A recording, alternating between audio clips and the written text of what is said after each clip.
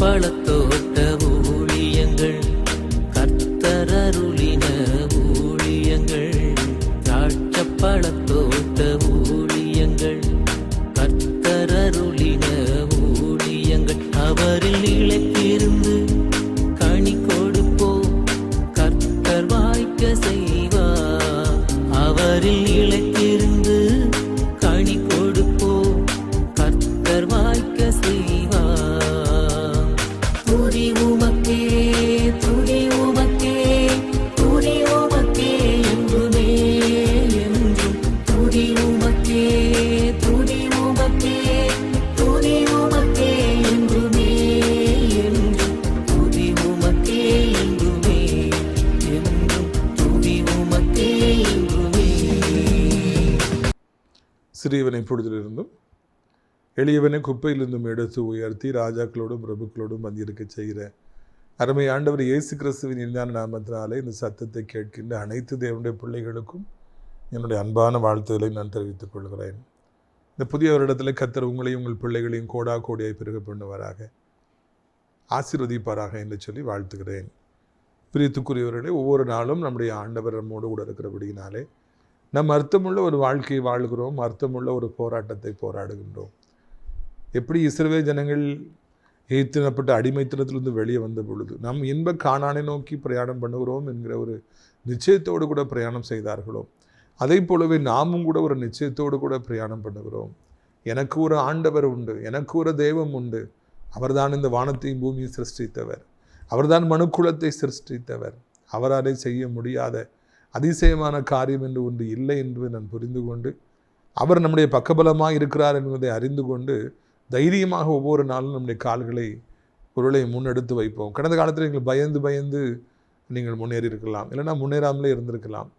இப்படி ஆயிருமோ அப்படி ஆயிருமோங்கிற ரிஸ்க்கு நினச்சி ரிஸ்க் ஃபேக்டரை நினச்சே நீங்கள் ஒரு அடி கூட எடுத்து வைக்காமலே கடந்த காலங்களில் ஹால்ட் ஆகிருக்கலாம். இந்த வருஷத்தில் துணிந்து காலடி எடுத்து வையுங்கள், துணிந்து கர்த்தர் பெரியவர் என்று நம்பி நீங்கள் முன்னேறுங்கள். அப்பொழுது கர்த்தர் பெரிய காரியங்களை செய்வார் என்பதில் எந்த விதமான மாற்று கருத்தும் இல்லவே இல்லை. உத்தமனுக்கு கர்த்தர் துணை, விசுவாசிக்கிறவன் பதறான் என்கிற வசனங்களெல்லாம் நம்மை தைரியப்படுத்துகிற வசனங்களாக இருக்கின்றன. அதற்காக நாம் ஆண்டவரை துதிக்க வேண்டும். தேவனுடைய பிள்ளைகளுக்கும் அல்லாதவர்களுக்கும் வித்தியாசத்தை ஆண்டவர் காண்பிக்க போகிற இந்த வருடத்தில் நாம் ஆண்டவருடைய கரங்களிலிருந்து ஒவ்வொரு நாளும் நன்மைகளையும் ஆசீர்வாதங்களையும் எதிர்பார்ப்போம். மணவாளன் எப்போ வருவார்னு மணவாட்டி காத்திருக்கிறது மாதிரி நம்ம நம்முடைய மணவாளனாகி நம்முடைய ஆண்டவர் இயேசு கிறிஸ்து எப்பொழுது வருவார், அவர் எப்பொழுது என்னை ஆசீர்வதிப்பார் என்று சொல்லி நாம் எதிர்பார்க்க வேண்டும். ஜெபிப்பது பெரிய விஷயம் அல்ல. அதை செய்ய வேண்டும், இதை செய்ய வேண்டும், அப்பா என் பிள்ளைகளை நீர் ஆசீர்வதிக்க வேண்டும், என் பிஸ்னஸை நீங்கள் ஆசீர்வதிக்கணும், என் ஊழியங்களை ஆசீர்வதிக்கணும்ப்பான்னு சொல்லி நம்ம ஜெபிக்கிறது பெரிய காரியம் அல்ல. ஜெபித்து முடித்து விட்டு அதன் பிறகு ஆண்டவர் அந்த ஆசீர்வாதங்களை தருகிறாரா என்று வாசல் பார்த்து கொண்டே வழி பார்த்து கொண்டே இருக்க வேண்டும். நம்ம எதிர்பார்க்கறது தெரிஞ்ச உடனே ஆண்டவர் ஐயோ என் பிள்ளை எதிர்பார்த்துட்டு இருக்கிறான், என் மகா எதிர்பார்த்துட்டு இருக்கா, அவள் ஏமாந்து போயிடக்கூடாது என்று உடனடியாக ஃபாஸ்ட் ட்ராக்கில் கர்த்தர் உங்களுக்கு ஆசீர்வாதங்களை அவர் அருளி செய்வார் என்பதில் சந்தேகம் இல்லவே இல்லை. பிரியத்துக்குரியவர்களே, ஆண்டவர் நன்மை இந்த வருடத்தில் நிச்சயமாய் தன் பிள்ளைகளை தரப்போகிறார். நிச்சயமாய் தன்னுடைய உண்மையான ஊழியக்காரர்களை அவர் ஆசீர்வதிக்கப் போகிறார். சின்னவன் ஆயிரமும் சிறியவன் பலத்த ஜாதியும் ஆவான் என்பதில் எந்த சந்தேகமும் வேண்டவே நமக்கு வேண்டாம். ஆனால் ஒவ்வொரு நாளும் நீங்கள் எதிர்பார்த்து கொண்டே இருங்கள். ஆண்டவர் இன்றைக்கு என்னை ஆசீர்வதிப்பார், இன்றைக்கு என் வாழ்க்கையில் ஒரு மாற்றத்தை கொண்டு வருவார், இன்றைக்கு என் துக்கத்தை சந்தோஷமாய் மாற்றுவார், இன்றைக்கு என் பிள்ளைகளுடைய வாழ்க்கையில் ஒரு பெரிய மாற்றம் உண்டாகும், இன்றைக்கு என் வியாதி என் தோஷம் என்னை விட்டு நீங்கிவிடும், இன்றைக்கு பிசாசின் கிரியைகள் என் எல்லை விட்டு நீங்கிவிடும், இன்றைக்கு ஆண்டவர் எனக்கு வாக்குத்தம் பணியவைகளை செய்வார் என்று சொல்லி நம்பி நீங்கள் வாழ பழகுங்கள், எதிர்பார்த்து வாழ பழகுங்கள். அப்பொழுது ஆண்டவர் நிச்சயமாக உங்களுடைய எதிர்பார்ப்புகளை நிறைவேற்றுவார். நீங்கள் ஜெபித்து விட்டு அப்படியே மூடிவிட்டு அப்படியே நீங்கள் போய்விடுவீர்கள் என்றால் என் பிள்ளையே எதிர்பார்க்கவில்லை, நான் ஏன் செய்ய வேண்டும் என்று ஒருவேளை ஆண்டவர் சும்மா இருந்து விடுவார். ஆனால் நீங்கள் எதிர்பார்த்து வாசல் பார்த்துருக்க நன்மை வந்துருச்சான்னு பார்க்க ஐயோ பாவம் என் பிள்ளை எதிர்பார்த்துக்கிட்டே இருக்கிறான், என் மகா எதிர்பார்த்துட்டே இருக்கிறா, அவள் துக்கப்பட்டு விடக்கூடாது என்று உடனடியாக ஆண்டவர் உங்களுக்கு ஆசீர்வாதங்களை கொண்டு வருவார். பிரியத்துக்குரியவர்களே, கர்த்தருடைய நாமத்திற்கு மகிமையாகும் தேவன் தந்த தரிசனத்தின்படியும் நாம் நம்முடைய ஆசிரியர் தேவனுடைய மாளிகைக்குள்ளாக அடைக்கலான் குருவி எனப்பட்ட முதியோர் இல்லத்தை சென்ற வருடமே கட்டி முடிக்க கர்த்தர் உதவி செய்தார். தற்சமயம் நம்மிடத்தில் 3 முதியவர்கள் அங்கே தங்கியிருக்கிறார்கள். இன்னும் 47 பேருக்கு அந்த இடங்கள் ரெடியாக இருக்கிறது. வயது சென்றவர்கள், பிள்ளைகள் வெளிநாட்டில் இருக்கிறாங்க, பிள்ளைகளால் கவனிக்க முடியல, இல்லைன்னா அந்த சூழல் அனுகூலமாக இல்லை, ஒரு ஆவிக்குரிய இடத்துல வந்து நான் தங்கணும்னு விரும்புகிறேன்னு சொல்கிறவங்கெல்லாம் இங்கே தாராளமாக அடைக்கலான் குருவி இல்லத்துக்குள்ளே வரலாம். தேவனுடைய மாளிகை தொட்டு அது இருக்கிறது. அது மாத்திரமல்ல, அங்கே அடிக்கடி ஜெபங்கள் எல்லாம் ஏறெடுக்கப்பட்டு கொண்டே இருக்கும். அங்கே வந்தாலே தேவனுடைய பிரசன்னத்தை நீங்கள் உணர்வீர்கள். வாக்கிங் போருக்கு, தனிமையில் ஜெபிப்பதற்கு என்று ஏராளமான இடங்கள் இருக்கின்றன. நீங்கள் இந்த சந்தர்ப்பத்தை பயன்படுத்தி கொள்ள வேண்டும். ஆவிக்குரிய பார்வை உள்ள முதியவர்கள் நிச்சயமாக அடைக்கலான் குருவி இல்லத்தை தான் அவர்கள் தேர்வு செய்வார்கள். இது எத்தனையோ முதியவர்கள் இல்லங்கள் இருந்தாலும் இது தேவனாலே உருவாக்கப்பட்ட ஒரு ஆவிக்குரிய முதியோர் இல்லம் என்பதை உங்களுக்கு நான் நினைவூட்டும்படியாக விரும்புகின்றேன். பிரியத்துக்குரியவர்களை கர்த்தர் உங்களை ஆசீர்வதிப்பாராக. இந்த வாரம் சனிக்கிழமை கன்னியாகுமரி மக்களே, நாகர்கோவில் அந்த WCC காலேஜ் விஜயதா மண்டபத்துக்கு மேற்கு பகுதியில் இருக்கிற OMC ஹாலுக்கு அடியார் வருகிறேன். காலை 10 மணிக்கு கூட்டம் ஆரம்பிக்கப்பட்டு 1 மணி 1:30 மணிக்கெல்லாம் முடிந்துவிடும். பிற்பாடு எல்லோருக்கும் தனித்தனியாய் ஜெபிக்கப்படும். எல்லோருக்கும் அன்பின் விருந்து உண்டு என்பதை மிக மகிழ்ச்சியோடு கூட தெரிவித்துக் கொள்கிறோம். நாகர்கோவில் ஜனங்கள் நிறைய பேர் தொலைக்காட்சியில் நிகழ்ச்சிகளை பார்க்குறீங்க. கண்டிப்பாக நீங்கள் வந்து பங்கு பெற வேண்டும் என்று உங்களை அன்பாக இருக்கிற நீட்டி அடியார் அழைக்கின்றேன். பிரியத்துக்குரியவர்களே, இந்த நாளிலும் கூட நான் ஒரு புதிய செய்திக்குள்ளே கடந்து போக இருக்கிறோம். தாவீதின் சரித்திரத்தை தொடர்ந்து பார்க்க இருக்கிறோம். உங்களுக்கு நிச்சயமாக இந்த செய்தி ஆசீர்வாதமாக இருக்கும் என்பதில் சந்தேகமில்லை. 2 சாமுவேல் 15வது அதிகாரம் பாருங்கள். 32ஆம் வசனத்திலிருந்து நான் வாசிக்க விரும்புகிறேன். தாவீது மலையின் உச்சி மட்டும் வந்து அங்கே தேவனை பணிந்து கொண்ட பொழுது இதோ அர்க்கிலியனாகிய ஊசாய் தன் வஸ்திரத்தை கிழித்து கொண்டு தலையின் மேல் புழுதியை போட்டுக்கொண்டவனாய் அவனுக்கு எதிர்பட்டான். பார்த்தீங்களா, ஊசா எனப்பட்ட ஒரு நண்பன் அப்போ வாரார். இவர் எப்போ ஜெபம் பண்ணுறாரோ அப்போ அவர் அங்கே வாரார். கர்த்தரை பணிந்து கொண்டிருக்கிறார், அப்போ பார்த்து ஊசாய் வந்துடுறார். எப்படி ஈத்தாய்க்கு முன்னால் வந்து தாவீதோட வந்துட்டு இருக்காரோ அதே மாதிரி இப்போ ஊசாய் எனப்பட்ட நண்பன் வாரார். வரும்பொழுதே வஸ்திரத்தை கிழித்து கொண்டு தலைமலை புழுதியை வாரி போட்டுக்கொண்டு தாவீது ராஜாவுக்கா இவ்வளோ ஒரு நெருக்கடி என்று உண்மையான ஒரு நண்பனாய், தாவீதை நேசித்தவராய், கண்ணீர் வடித்தவராய், உம்மோடு கூட வருவேன் ஐயா, உன் பின்னாலே நான் வருவேன் ஐயா என்று சொல்லிக்கொண்டு பித்து பிடித்தவனை போல அவர் வந்தார். அந்த அளவுக்கு தாவீதை உண்மையாய் நேசிக்கிற நண்பர்களை ஆண்டவர் கொடுத்தாராம். நம்முடைய வாழ்க்கையிலும் கூட நாம் தேவனுக்கு பிரியமாய் வாழ்கிற பொழுது இதுபோல ஊசாய்களை கர்த்தர் நமக்கு தருகிறவராக இருக்கின்றார். மறந்து போகாதீங்க, இந்த உலகம் பொல்லாத மனிதர்களால் நிறைந்திருக்கிறது. நான் உனக்கு நண்பன் என்று சொல்லி பொய்யாய் சொல்பவர்கள் உண்மையான நண்பன் என்று தன்னை காண்பிப்பார்கள். ஆனால் பின்பு அவருக்கு பின்பாக ஒரு தவறான ஒரு முகம், பொய்யான ஒரு முகம், ஆபத்தான ஒரு முகம் இருக்கும். ஒரு சில மனிதர்களுடைய வாழ்க்கையில் நான் சந்தித்திருக்கிறேன். அவர்களுடைய வாழ்க்கையில் எனக்கு மிகவும் உதவி செய்வது போல நடித்தார்கள். உதவி செய்வது போல, எல்லாத்துலேயும் முன்னால் நிற்பது போல, எல்லாத்தையும் தானே பொறுப்படுத்துகிற மாதிரி அவங்கெல்லாம் தான் காமிச்சாங்க. இப்படிலாம் நல்லவர்கள் இருப்பார்களா என்று நான் நினைத்தேன். பிற்பாடு தான் எனக்கு தெரிஞ்சுது. அப்படி அவர்கள் நடித்து உதவி செய்வது போல வந்து சில காரியங்களை செய்து என் மனதிலே அவர்களை நல்ல இடத்தை பிடித்து கொண்டு என் குட் புக்கில் வந்து பிற்பாடு எனக்கு மிகப்பெரிய வேதனைகளை அவர்கள் விளைவித்தார்கள், மிகப்பெரிய சேதாரங்களை விளைவித்தார்கள். ஆனால் ஆரம்பத்தில் அவங்க எப்படி இருந்தாங்க?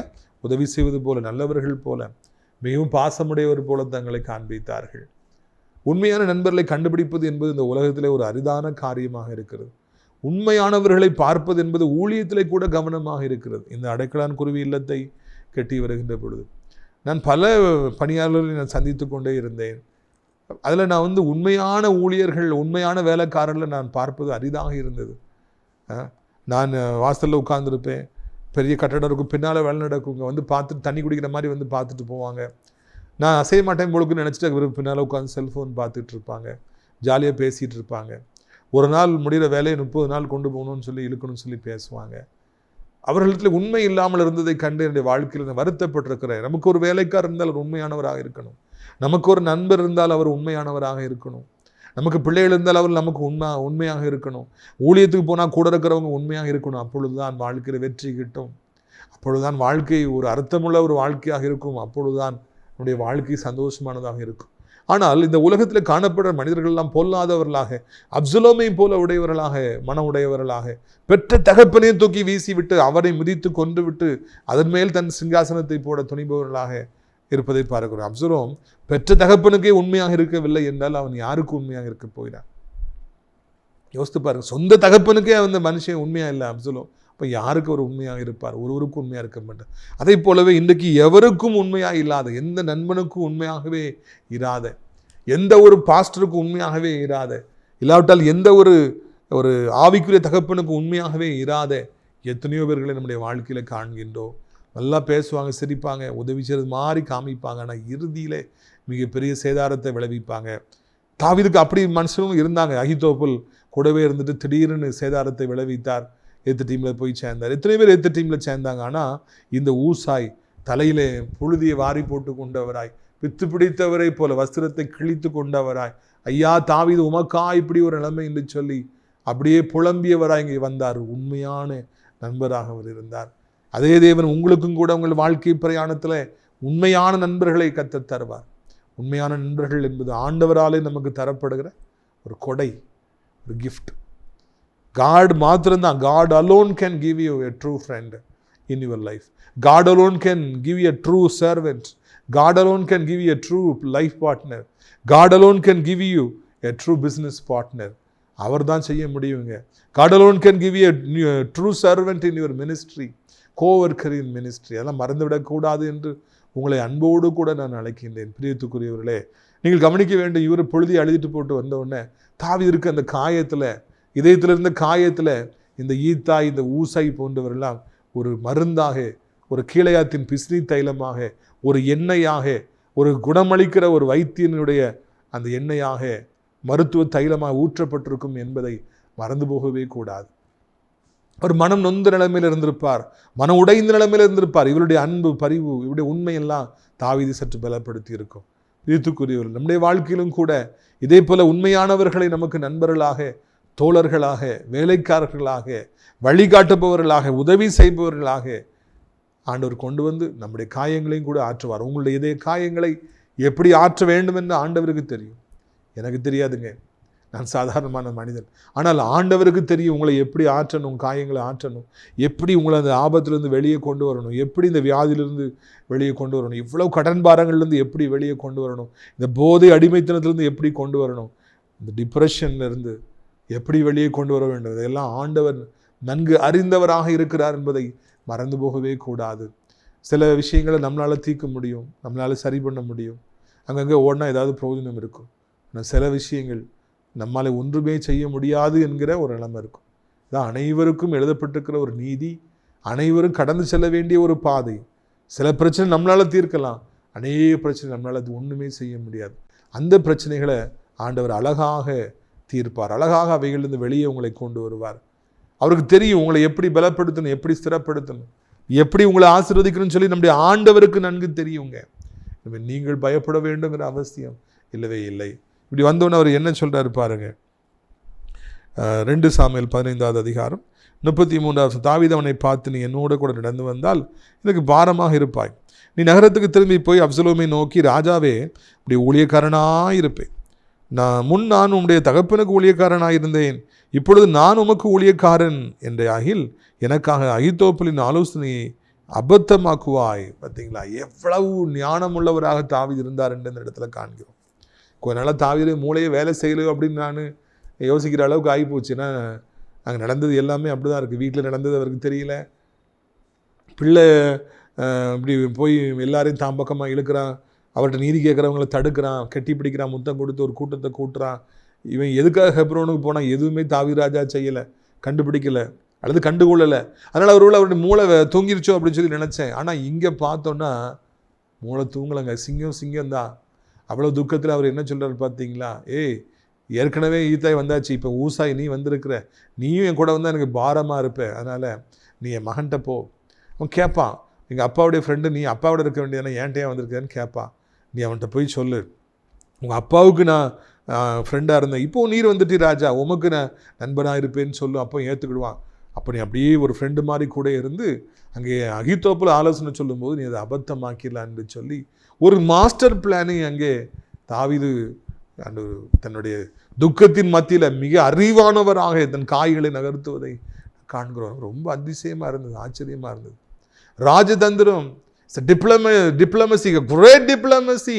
David is a great diplomat. ஒன்றவர் கத்தி அவர் எடுத்து யுத்தத்தை வாளை எடுத்து அவர் வெட்டினார். அவர் யுத்த வீரனாக இருந்தார். இன்னொரு பக்கம் அவருடைய மூளை கத்தியாக இருந்தது, டிப்ளமேட்டாக இருந்தது. டே நீ இங்கே இரு, அங்கே அகித்தோப்புன்னு ஒருத்தன் வருவான், ஒரு ஆலோசனை சொல்லுவான். நீ வேற ஒரு ஆலோசனை சொல்லி என் மகனை குழப்பி விடு, அகித்தோப்பின் ஆலோசனை கிடைத்து விடு. ஏனென்றால் அகித்தோப்பில் ஆலோசனை என் மகன் கேட்டு விட்டால் நான் அழிந்து விடுவேன், அழித்து விடுவான். அதுக்கு இடம் கொடுக்காத, நீ போய் ஃப்ரெண்டு மாதிரி இருந்து நீ அதை கிடைத்து விடு. இவ்வளவு காலம் அகித்தோப்பல் நண்பனை போல இருந்து, உண்மையான மகனை போல இருந்து நாடகமாடி என்னை ஏமாற்றி விட்டான். இப்பொழுது நீ நாடகமாடி அதே ஆயுதத்தை கையில் எடுத்து அந்த அகித்தோப்பலை வீழ்த்து என்று சொல்லி அவர் ஒரு அழகான ஒரு ஆலோசனை கொடுப்பதை காண்கிறேன். நான் அதை வாசித்த பொழுது அடுங்கி விட்டேன். தாவீது அவர் ஒரு பக்கம் அவர் மிகப்பெரிய வீரனாக இருந்தார், ஒரு பக்கம் நல்லவராக இருந்தார். இப்பொழுது யுத்தம் வந்து விட்டது. அவர் டிப்ளமேட்டிக்காக செயல்படுகிறார். என்னை என் மகன் எந்த ஆயுதத்தில் வீழ்த்தினானோ அதே ஆயுதத்தை எடுத்து அவனை நீ வீழ்த்து என்று சொல்லி அங்கே ஒரு ஆலோசனை கொடுப்பதை பார்க்கிறோம். அங்கே ஊசாயை அனுப்புவதை பார்க்கிறோம். இவ்வளவு காலம் அப்சலோம் நாடகமாடி தானே உலகத்தை ஏமாத்தினா, என்னை ஏமாத்தினா. இப்போ அவனை நாடகமாடி நீ ஏமாற்றுன்னு சொல்லி ஊசாயை நோக்கி அனுப்புவதை பார்க்கிறோம். மனுஷன் பட்டயத்தை எடுத்தால் பட்டயத்தால் தான் விழுவான். அழகான்று சொன்னார். இந்த பூமியில கொலைகள் நாளுக்கு நாள் நடந்து கொண்டிருக்கின்றன. டெய்லி நியூஸ் பேப்பரை பார்க்கும்போது வெட்டி கொண்டார்கள், வாலிபனை வெட்டி கொண்டார்கள், நடுத்தர வயதுக்கானவரை வெட்டி கொண்டார்கள், வயதானவர் வெட்டி கொள்றாங்க, பொம்பளை வெட்டி கொள்றாங்க. என்னங்க உலகம்! கத்திரிக்காயை வெட்டுறதுக்கு ஆட்களை வெட்டி கொள்றாங்க. ஆனால் ஒன்று அவங்க மறந்துடுறாங்க, இன்னைக்கு ஒருத்தரை வெட்டும் பொழுது அதே பட்டயம் ஒரு நாள் நம்மையும் வெட்டும். பட்டயத்தை எடுக்கிறவர்கள் பட்டயத்தால் தான் மடிவார்கள், அதில் மாற்று கருத்தே கிடையாது. அப்படி அவங்க மடியிலன்னா பைபிள் சொன்ன வார்த்தை பொய்யாய் போய்விடும். ஆண்டவர் இயேசு சொன்ன வார்த்தை பொய்யாய் போயிடும். அது போலவே ஒரு மனிதன் பிறரை ஏமாற்றி ஏமாற்றி ஏமாற்றி ஏமாற்றி வாழ்கிற பொழுது ஒரு நாள் அவனும் ஏமாற்றப்படுவான். அதே பட்டயம் அவனுக்கு விரோதமாய் திரும்பும். இது ஒரு பயங்கரமான ஒரு வார்த்தை. நம்ம ஒருத்தருக்கு உதவி செய்ய நாளுக்கு பேர் 4-5 பேர் நமக்கு உதவி செய்வாங்க. நாடகமாட ஒரு நாள் எல்லா உலகமும் சேர்ந்து நமக்கு விரோதமாக நாடகமாடும்.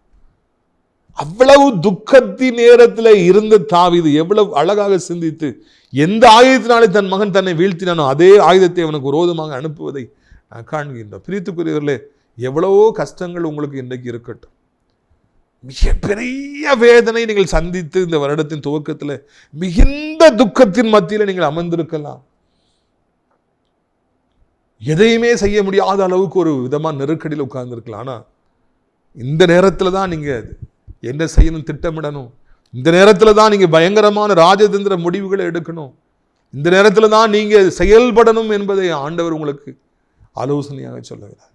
சும்மா இருந்தது போதும், தாவீதே நீ சும்மா இருந்தது போதும், என் மகனே நீ சும்மா இருந்தது போதும். நீ வித்தியாசமாக சிந்தி இந்த ஆபத்திலிருந்து எப்படி வெளியே வர வேண்டும், என்ன செய்ய வேண்டும், எப்படி யுத்தத்தை நடத்த வேண்டும் என்பதை சிந்தித்து பார். நீ அதன்படியே செய்ய என்று சொல்லி நம்முடைய ஆண்டவர் நமக்கு ஆலோசனை கொடுக்கின்றார். பிரியத்துக்குரிய இந்த நாளிலே கர்த்தர் நம்மோடு பேசுகின்றவராக இருக்கின்றார். நிறைய பேருக்கு வாழ்க்கையில் ஒரு அடி விழுந்த உடனே எதுலையுமே விருப்பம் இல்லாமல் ஒருவேளை உயிருள்ள சடலமாக பிரேதமாக அவங்க மாறுறாங்க. அவங்களுக்கு அந்த இழப்பை தாங்க முடியல தான் இருக்காங்க. இல்லை, செல்வம் போயிருந்தால் என்ன, பணம் போயிருந்தால் என்ன, வீடு போயிருந்தால் என்ன, கோடிகள் போயிருந்தால் என்ன, மூளை நம்ம விட்டு போகலை. கர்த்தர் நமக்கு தந்த அறிவு நம்ம விட்டு போகலை. 3 நேரம் பசிக்குது பார்த்தீங்களா, இந்த பசி நம்ம விட்டு போகலை. நடப்பதற்கு கால்களும் கைகளும் கர்த்தர் கொடுத்துருக்காரு, அது நம்ம விட்டு போகலைங்க. எதையும் துடிச்சிட்டு இருக்குது, அது இன்னமும் துடிச்சிட்டு தாங்க இருக்கு.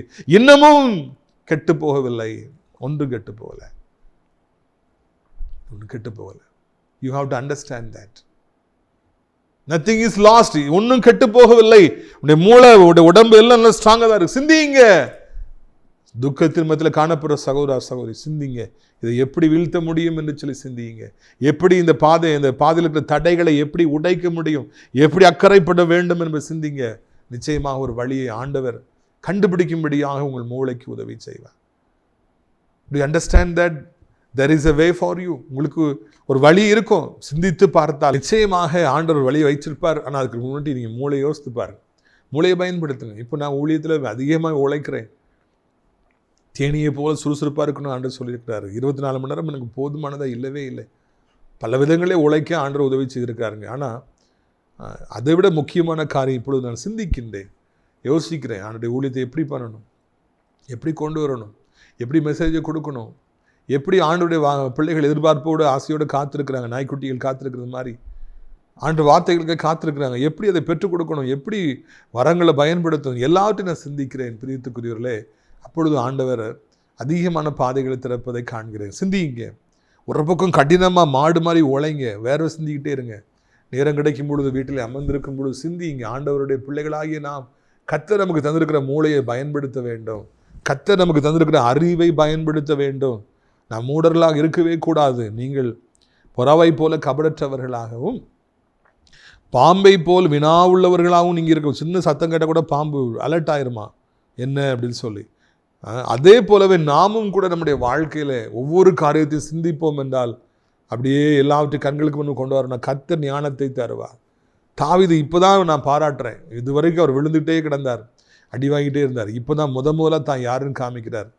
என்ன என் மகன் எந்த ஆயுதத்தில் வீழ்த்தினானோ அதே ஆயுதத்தாலே மகனே இப்போ ஊசாய் நீ வீழ்த்திய மகனை வீழ்த்துன்னு சொல்லி அவர் சொல்லி அனுப்பினாராம். பாருங்கள், அடுத்தாப்புல நம்ம பார்க்குறோம் 2 சாமுவேல் 15ஆம் அதிகாரம் 35ஆம் வசனத்திலிருந்து. அங்கே சாதோக் அபியத்தார் என்னும் ஆசாரியில் இருக்கிறார் அல்லவா, ராஜாவின் வீட்டில் பிறக்கிற ஏதேது செய்தி உண்டோ, என்னென்ன கேள்விப்படுகிறாயோ அதையெல்லாம் சாதோக் அபியத்தார் என்னும் ஆசாரிகளுக்கு அறிவிப்பாய். அடுத்த வருஷம் பின்பகுதி, நீங்கள் கேள்விப்படுற செய்தியெல்லாம் அவர்கள் வசமாக எனக்கு அனுப்புவீர்கள் என்றால் அவங்க எனக்கு கொடுப்பாங்க அப்படின்னு சொல்லி சொல்கிறார். அதோட விடலை, ரெண்டாவது அவர் டிப்ளமசி அவனு சொல்கிறார். ஒன்று நீ என் மகனை மாதிரி உண்மையாக அவனுக்கு இருக்கிற மாதிரி நடி. ரெண்டாவதாக அங்கேயா சாதோக் அபியத்தார்கள் எனப்பட்ட ஆசாரிகள் இருக்காங்க. இந்த வீட்டுக்குள்ளே அரண்மனைக்குள்ள என்ன நடக்குது, என்ன திட்டம் போடுறாங்க, என்ன முடிவெடுக்கிறாங்கிறத நீ அவங்களுக்கு தெரியப்படுத்து, அவங்க எனக்கு தெரியப்படுத்திடுவாங்க என்று சொல்லி ஒரு நெட்வொர்க்கை அங்கு ஏற்படுத்துவதை காண்கின்றோம். அதை வாசித்த பொழுது நான் அதிகமாக பரவசப்பட்டேன். தாவீது ராஜா எவ்வளவு ஒரு ராஜாவாக இருப்பதற்கு தகுதியானவர் என்பதை அந்த இடத்துல நான் கண்டுபிடித்தேன். அவருக்கு இப்பொழுது யுத்தம் தொடங்கிவிட்டது என்று சொல்லி தெரியும். இந்த யுத்தத்தில் கொஞ்சம் அசந்தாலும் தன் ஜீவன் போய்விடும் என்று சொல்லி அவருக்கு தெரியும். எனவே தன்னை பாதுகாத்துக் கொள்வதற்காக அவர் ஒன்றை செய்கின்றார். அவர் உடனடியாக நெட்வொர்க் ஏற்படுத்துகிறார். நீ முதல்ல அவங்க கூட போய் ஃப்ரெண்ட் ஆயிரு. நீ ஒரு ஆலோசனை கொடுத்து அகித்தோப்பில் ஆலோசனை அபத்தமாக்கி அடுத்தாப்புல என்ன முடிவெடுக்கிறாங்கிறத, கேபினெட்டில் என்ன முடிவெடுக்கிறாங்கிறத நீ சாதோக் அபியத்தார்கிட்ட ஆசாரியர்கிட்ட சொல்லு. அவங்க எனக்கு சொல்லிடுவாங்க. அப்போ நான் தகுதியாக என்னை தகுதிப்படுத்திக் கொள்வேன், பலப்படுத்திக் கொள்வேன், ஏற்றபடி யுத்தம் செய்வேன் என்று சொல்லி எதிரிகளுடைய கோட்டைக்குள்ளே ஒரு ஓட்டையை அவர் போடுவதை காண்கின்றோம். எதிரிகளுடைய கோட்டை ஸ்ட்ராங்காக இருக்கணும், அதுக்குள்ளே ஒரு ஓட்டையை போட்டார். அங்கே என்ன நடக்குன்னு பார்க்கும்படியாக, என்ன பேசுகிறாங்கன்னு கேட்கும்படியாக, தகுந்த ஆயத்தம் செய்யும்படியாக அவர் அங்கே ஒரு ஓட்டையை போட்டார் என்று சொல்லி காண்போம். பிரியத்துக்குரியவர்களே, நம்முடைய வாழ்விலும் கூட நாம் இதே போல ஒவ்வொரு நாளும் ஜெபித்து எதிரிகளுக்குள்ளே காணப்படுகிற அந்த பலத்தை உடைக்கும்படியாக, ஓட்டை போடும்படியாக, வியாதியை உடைக்கும்படியாக, எதிரிகளுடைய சூழ்ச்சிகளை உடைக்கும்படியாக, அகித்தோப்பலின் ஆலோசனைகளை உடைக்கும்படியாக ஒவ்வொரு நாளும் நம் ஆண்டவரிடத்தில் கருத்தாக நாம் ஜெபிக்க வேண்டும். கருத்தாக நாம் ஜெபிக்க வேண்டும். இந்த உலகத்தில் நமக்கு விரோதமாக எத்தனையோ மனிதர்கள் ஒன்று கூடுறாங்க, பேசுகிறாங்க. அதை அறியாதவர்களாக நாம் இருக்கவே கூடாது. ஆண்டவர்கிட்ட கேட்கணும், யார் எனக்கு விரோதமாக எழும்பி இருக்கிறாங்க, யார் எனக்கு விரோதமாக யுத்தம் செய்கிறாங்கப்பா, அதை எனக்கு காண்பிங்கப்பா என்று சொல்லி ஒவ்வொரு நாள் நம்ம கேட்கணும். அப்பொழுது ஆண்டவர் வானத்து பறவைகள் கூட நம்முடைய காதுகளில் வந்து சொல்லும்படியாக, நமக்கு விரோதமாய் நடைபெறுகிற பொல்லாத காரியங்கள் நமக்கு அறிவிக்கும்படியான ஒரு சூழ்நிலை ஆண்டவர் உருவாக்குவார் என்பதை நீங்கள் மறந்துவிடக்கூடாது என்று சொல்லி அன்போடு அழைக்கின்றேன். தாவீது ராஜாவை மிகவும் அதிகமாக நான் பாராட்டுகின்றேன். 2 பாடங்களை அவரிடத்தில் கற்றுக்கொள்கிறோம். அதே ஆயுதத்தை கையில் எடுக்கின்றார். இரண்டாவதாக, எனக்கு தகவல் வேண்டும், அதை இப்படியாக நீ தெரியப்படுத்த, இந்த வழியில் எனக்கு வரும் என்று சொல்லி அழகான ஒரு பாதையை ஏற்படுத்துகிறார். எழுத்துக்குரியவர்களே, தூங்கிக் கொண்டிருந்த காலங்கள் போதும், நாம் அமைதியாக இருந்த காலங்கள் போதும், இது நாம் செயல்படுகிற காலங்கள். இந்த வருடம் 2024 தேவனுடைய பிள்ளைகளாகி நாம் எழும்பி செயல்பட வேண்டும். நீங்கள் துக்கத்தில் இருந்த காலங்களெல்லாம் போதும், கவலைப்பட்டுக்கிட்டு இருந்த காலங்களெல்லாம் போதும், தேவையில்லாமல் மன வருத்தத்திலேயே வாழ்ந்த காலங்கள் போதும்.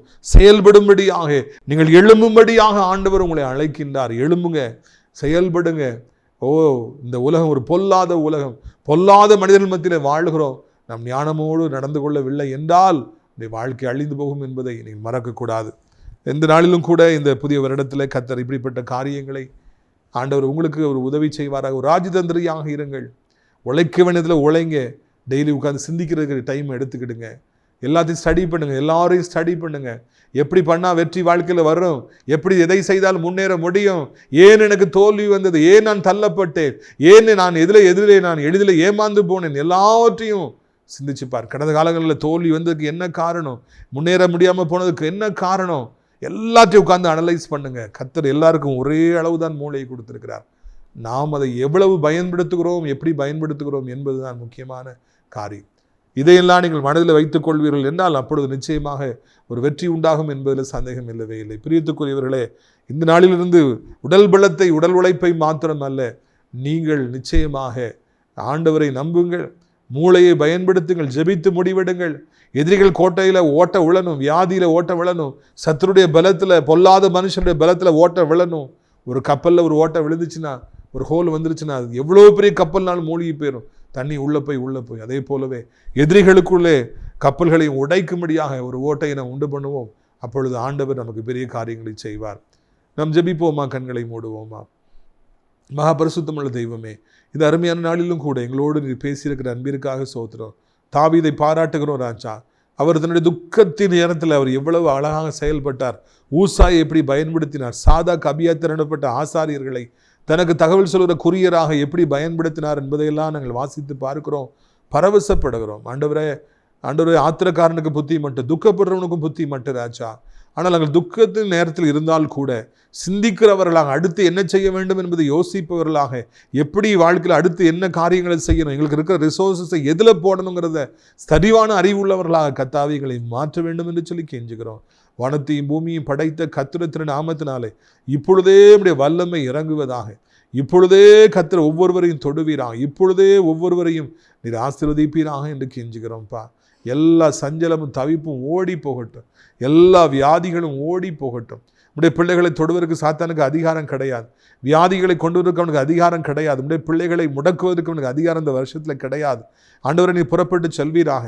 உன்னுடைய பிள்ளைகளுக்கு முன்பதாக யுத்தத்தில் புறப்பட்டு சென்று எதிரிகளை மடங்கடித்து, சாத்தானுடைய சாபங்களை முறியடித்து, அவன் தடைகளை முறியடித்து மடங்கடித்து கர்த்தாவே உடைய பிள்ளைகளுக்கு வழி ஏற்படுத்தி கொடுப்பீராக. அன்று வியாதிப்பட்டு பல வருடமாய் கிடக்கிறவர்கள் எழும்புவார்களாக. ஒரு அதிசயம் நடப்பதாக, ஒரு அற்புதம் நடப்பதாக. புண்களும் வலிகளும் வேதனைகளும் மறைவதாக, கிருமிகள் மறைவதாக, கவுண்ட் எல்லாம் நார்மலாய் மாறுவதாக. வானத்தையும் பூமியையும் படைத்த கர்த்தருக்கு வியாதிகளை சுகமாக்குவது எவ்வளவு லேசான காரியம். மண்ணிலிருந்து மனுஷனை உண்டாக்கியதே உமக்கு லேசான காரியமாக இருந்ததே. இந்த மண்ணான மனிதர்களுக்கு காணப்படுற வியாதிகளை ஒரு நிமிடத்தில் மறைய செய்ய முடியாதா? முடியும். வியாதியே வேண்டாம். என் பிள்ளைகளுடைய எல்லைகளில் வியாதி வராது. வாதை உன் கூடாரத்தை அணுகாது. The disease shall not come nearer your tent. அந்த வார்த்தையை நினைவு உருவீராக. நீயோ உன் கையின் பிரயாசத்தை சாப்பிடுவாய். கடன் வாங்க மாட்டாய், கடன் கொடுப்பாய். இந்த வாக்குத்தத்தங்களை நினைத்தரணும். இந்த பிள்ளைகள் இந்த வருஷத்தில் வட்டிக்கு ஆண்டவரே தங்களுக்கு பணத்தை கொடுக்கக்கூடாது. வட்டி அவர்கள் திங்க கடையானை போல திங்கக்கூடாது. ஆண்டவரே, பொல்லாத மனுஷனுடைய பிரயாசத்தை பிடுங்கக்கூடாது. ஒரு ரூபா கூட ஏமாற்றக்கூடாது. உடைய பிள்ளைகளுக்கு ஒரு ரூபா கூட தேவையில்லாத செலவினங்கள் வரக்கூடாது. தேவையில்லாத பிரச்சனைகளை சந்திக்க கூடாது. ஆண்டவரே, உடைய பிள்ளைகளை நினைத்தரணும். உடைய பிள்ளைகளுக்கு அதையான அற்புதங்களை, அதிசயங்களை செய்யும் ஐயா. இத்தனை வருஷமாய் கிடைக்காத நன்மைகளை இந்த வருஷத்தில் தார். திருமணமே ஆகாத பிள்ளைகள் பல வருஷங்களாய், குழந்தையே இல்லாத பிள்ளைகள் பல வருஷங்களாக இருப்பவர்களுக்கு இந்த வருஷத்திலே ஒரு அற்புதம் நடக்கட்டும், ஒரு அதிசயம் நடக்கட்டும். தேவரீர் அவர்களுக்கு உதவி செய்ய வேண்டும் என்று கெஞ்சுகிறோம். தேவரீர் அவர்களை பலப்படுத்த வேண்டும் என்று சொல்லி கெஞ்சுகிறோம். நீங்கள் அப்படியே செய்வீங்க. நமக்கு சோத்திரம்ப்பா. கண்மணியை போல் நம்முடைய பிள்ளைகளை காத்துக்கொள்ளுங்க ஆண்டவரே. பயங்கள், கலக்கங்கள், திகில்கள், தரித்திரங்கள், சாபங்கள் உடைக்கப்படட்டும். தனிமை உடைக்கப்படட்டும். பிள்ளைகளுக்காய் வைத்திருக்கிற இன்ப காணானை அவர் சுதந்திரிக்கட்டும். வேலை இல்லாதவர்கள் வேலை கிடைக்கட்டும். பிசினஸ் இல்லாதவர்களுக்கு பிசினஸ் கிடைக்கட்டும். நிரந்தரமான வருமானங்களை ஏற்படுத்தி தாரும். ஆண்டவருடைய பிள்ளைகளை அளவில்லாமல் ஆசீர்வதியும். நீர் அப்படி செய்வதற்கு போதுமான தெய்வமாக இருக்கிறபடினாலே நன்றி, நன்றி, நன்றி. போதை அடிமைகள் ஆண்டவர் தகப்பனே, கஞ்சாவுக்கு அடிமையில இருப்பவர்கள், கெட்ட வார்த்தை பேசுகிறவங்க, ஆண்டவரை இதயமே இல்லாமல் வாழ்கிற பிள்ளைகளை ரட்சியும். பேர பிள்ளைகளை ரட்சியும். ஆண்டவர் பெற்றோருக்கு கீழ்ப்பிடிக்கட்டும். ஆண்டவர் கீழ்ப்பிடிக்கிற ஆவியை தாரும். இயேசுவின் நாமத்தில் தாரும் அப்பா. என் தகப்பனே, பிள்ளைகளை பாருங்க அப்போ. வாலிப சமுதாயத்தை பாருங்க, சந்திங்க. என் ஆண்டவர் பிள்ளைகளுக்கு கண்ணீர் வடிக்கிற பெற்றோரை பாருங்கப்பா. கெட்ட நண்பர்கள், கெட்ட சகவாசங்கள், வாலிபத்து பாவங்கள், மொபைல் ஃபோன் அடிமைத்தனம், பைக்கில் வேகமாக போய் மொட்டி அப்பாவிகளை கொண்டு தானும் கொலையினப்பட இருக்கிற பிள்ளைகள், வீட்டை விட்டு ஓடி போயிடுவேன், முன்ன பின்ன சரியாக போயிடுவேன் என்று சொல்லி கொலையினப்பட இருக்கிற பிள்ளைகளெல்லாம் சந்தித்து நல்வழிப்படுத்துவீரா. வயதானவர்களுக்கு ஜெபிக்கிறோம். கீழே விழுந்து விடாதபடி 2 கைகளால் ஏந்தி கொள்ளுங்க. போட்டு நிறைந்த உலகத்தில் பிஸ்னஸ் பண்ணுற ஒவ்வொருவரையும் ஆசீர்வதிங்க ஆண்டவரே. பிஸ்னஸ் பண்ணுறவங்க, நாள் கோழிகள், ஆண்டவரை சோத்திரையா, மாத சம்பளத்துக்காரங்க எல்லாரையும், பென்ஷனர்ஸ், வயசானவங்க எல்லாரையும் காத்துக்கொள்ளுங்க. உலகம் முழுவதும் அமைதி, சமாதானம், சந்தோஷமும் செழிப்பும், யுத்தமில்லாத ஒரு காரியம் இந்த வருஷத்தில் உண்டாகட்டும். எங்கள் தாய் திருநடா இந்தியாவிற்கு தமிழ்நாட்டுக்காக ஜெபிக்கிறோம். அனைத்து மதத்தவர்களை மொழி பேசுகிறவங்களை ஆசீர்வதி. ஆண்டவரே, அனைத்து தேவனுடைய பிள்ளைகள், அனைத்து ஆலயங்கள், திருச்சபைகள், ஊழியக்காரர்கள், பாஸ்டர்ஸ் எல்லாரையும் ஆசீர்வதி. ஆசிரியர் திராட்சைப்பழத்தோட்ட ஊழியர்கள் நேசிக்கிற, நாள்தோறும் நம் நிகழ்ச்சிகளை பார்க்கிற ஆண்டவரே தோத்திரம் ஐயா. நாள்தோறும் ஆண்டவரே நம்முடைய ஊழியத்தை ஜெபத்தினாலும் காணிக்கையாலும் தாங்குகிற, அறிமுகப்படுத்துகிற அநேக நல்ல உள்ளங்கள் உண்டு. ஆசீர்வதிங்க. அடைக்கலான் குருவி இல்லத்தில் 47 முதியவர்கள் தேவை. எங்கிருந்தாலும் நீர் ஆண்டவர் அவர்கள் அழைத்து கொண்டு வர, யாரை முன் குறித்தீரோ அவர்களை அழைத்து கொண்டு வாரும். இயேசுவின் நாமத்தினாலே கர்த்தாவே சோத்திரம். அனைத்து தேவைகளையும் சந்தியும். நல்ல வேலைக்காரர்களை தாரும் ஆண்டவர், நல்ல நர்சஸ் தாரும் ஆண்டவரே சோத்திரம் ஐயா. அந்த இடத்துல யாரை நீ பணிபுரிய வேண்டும் என்று முன்குறித்திருக்கிறோ அவர்களை கொண்டு வருகிறார். இயேசுவின் மூலமே ஜெபிக்கிறோம் நல்ல பிதாவே. என் ஆத்துமாவை கர்த்தரை சோத்திரி, என் முழு உள்ளமையுடைய பரிசுத்த நாமத்தை சோத்திரி. என் ஆத்துமாவை கர்த்தரை சோத்திரி, அவர் செய்த சகல உபகாரங்களையும் ஒருபொழுதும் மறவாதே. ஆமென். கர்த்தராகிய இயேசு கிறிஸ்துவின் கிருபையும் பிதாவாகிய தேவனுடைய அன்பும் பரிசுத்தாடி அநியோனிக்கமில்லாத பிரசன்னமும் அனைவருடைய இன்றைக்கு சதா காலங்களிலும் நிலைத்திருப்பதா. அல்லேலூயா, அல்லேலூயா. God bless you. ஆமென்.